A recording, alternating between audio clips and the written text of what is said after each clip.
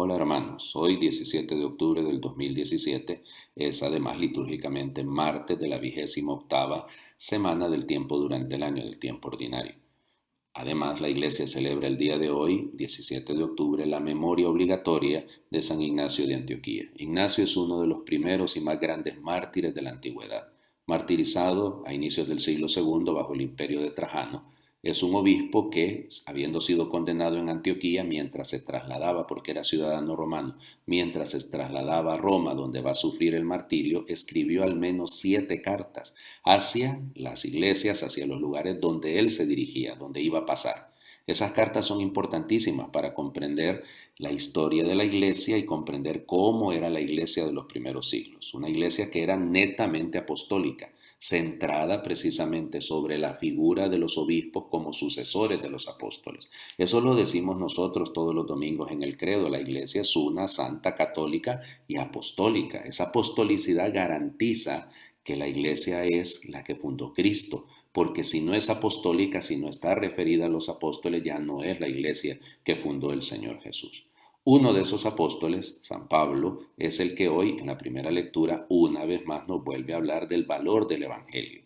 Tomado del capítulo primero de la carta a los Romanos, Pablo nos dice: yo no me avergüenzo del Evangelio, porque el Evangelio posee una dynamis, se dice en griego, un dinamismo, sería la traducción al castellano, una fuerza que lo puede cambiar todo, que lo transforma todo.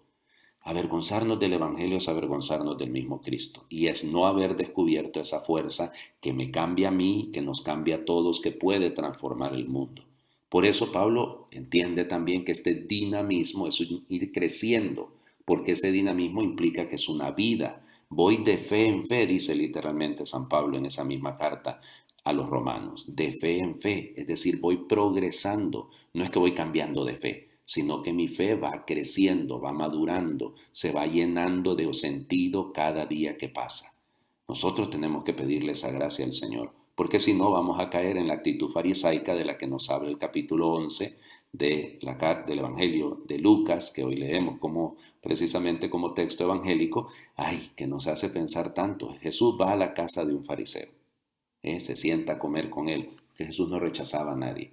Pero el fariseo sigue sus modos farisaicos, es decir, muy externo, muy hacia lo exterior, muy poco a lo interior.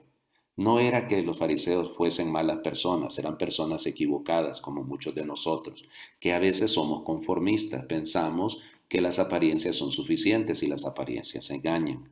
Por eso tenemos que estar siempre atentos a revisar bien de dónde procede nuestro actuar. Si nuestro actuar es porque en nosotros está la fuerza, el dinamismo del Evangelio, es decir, del mismo Cristo, comprenderemos entonces que lo interno y lo externo no va separado, porque ha sido creado por el mismo Dios. Una vida alejada de Dios implica siempre una vida en la que no se sigue la voz de la conciencia, una vida en la que de repente nos hemos vuelto personas muy dadas a lo que está por fuera y no lo que llevamos por dentro. Hay que pedirle al Señor la gracia de una vida coherente en la que nuestras palabras vayan de acuerdo con nuestros actos. Dios les bendiga.